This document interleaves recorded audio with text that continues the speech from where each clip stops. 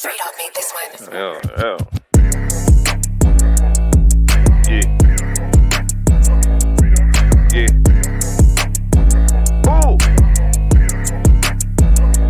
She made me feel special. She did a lot of things for me. Y'all need to understand this is something that happened since I was 19.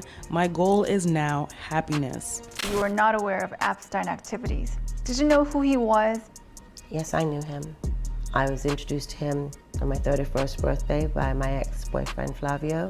Something bizarre is going on with all these Naomi Campbell stories, and some disturbing rumors are going around that Naomi might be setting up young women and working as a recruiter for shady, powerful men. These stories have been floating around for a while now, especially after it was revealed that Naomi was listed in the Jeffrey Epstein documents. But it's not just Epstein. Naomi was also linked to Epstein's accomplice, Ghislaine Maxwell, Harvey Weinstein, and Diddy, to name just a few. So of course, fans are wondering why Naomi seems to enjoy the company of people who have been either accused or convinced of some seriously messed up things. And then on top of that, a Kenyan comedian, Elsa Majimbo, recently reignited this conversation when she shared a viral video revealing how Naomi introduced her to some high-profile people in Hollywood and how they later had a falling out. So how come there is always something with Naomi? Why is her name brought up every time when it involves some nefarious activity? Let's break it down.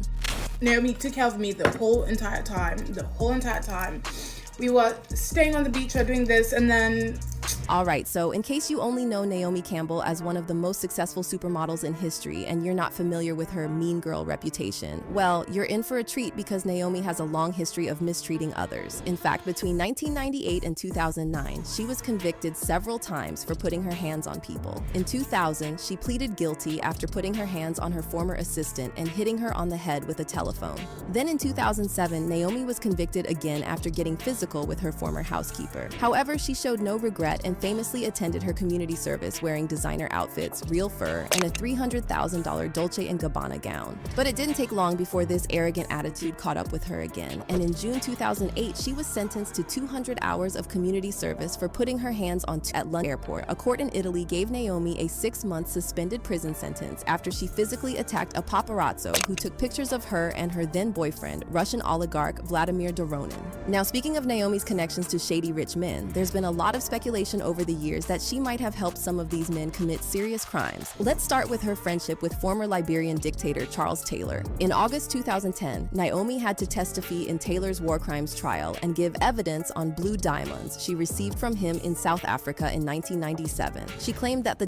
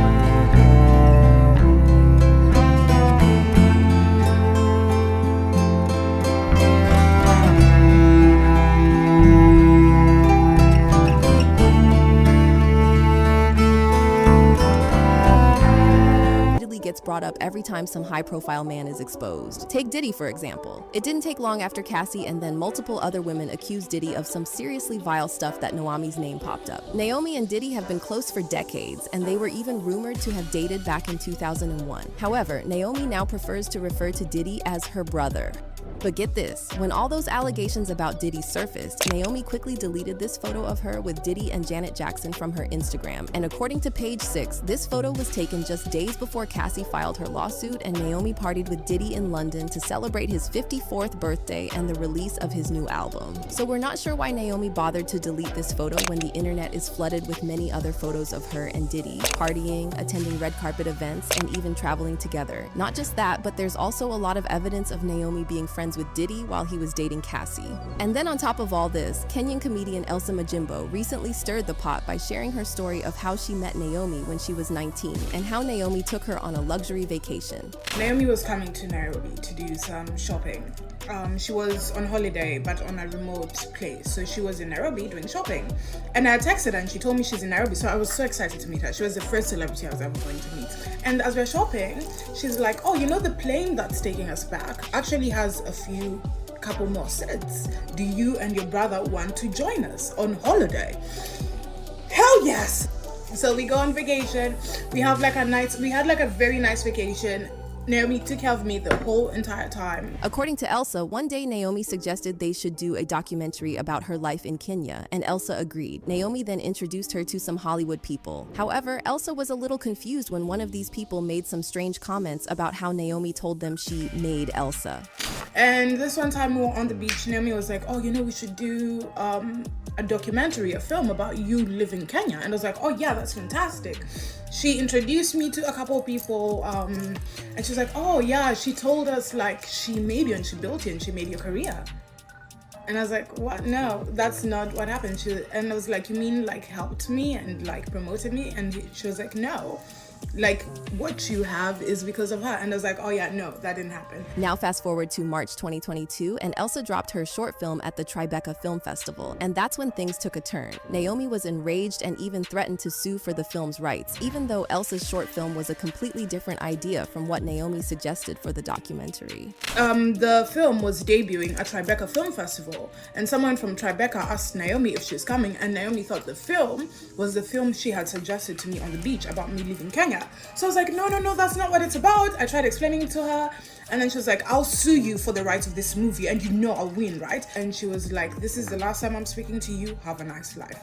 And she hung up, which I was very saddened by the situation, right? But I was like, if that's how she truly feels, because I respect people's space. So I was like, if that's how she truly feels, fine, it's okay. According to Elsa, after this incident, she started experiencing serious career setbacks, almost like someone was blackballing her. Things started going very badly for me. Things started going haywire. And I didn't think it was, I thought it was because of the situation, let me not lie. But I was like, you know, also it can be sure. So I was like, let me go. Because also having someone like Naomi Campbell not liking you in the industry. Now, to be clear, Elsa didn't directly accuse Naomi of anything. However, fans on social media are saying there are some major red flags in her story, especially the way Naomi befriended her and took her on vacation, promising to help with her career. One fan said, I've been telling people Naomi's been a snake for years. Look at her circle and the people she's affiliated with. As they say, birds of a feather flock together. She's been at the center of so many disgusting scandals, and yet nobody seems to want to acknowledge it. I'm glad that Elsa has seen her for what it is, and I hope that she's safe and protected, and that she uses her newfound discernment when navigating through life, especially when it comes to who to trust and who not to trust. And another person added, I heard that Naomi Campbell is a handler allegedly. It's good that she told the public, just in case anything happens to her, they will know where to pinpoint first. But what's your take on Elsa's story? I can tell you what it feel like.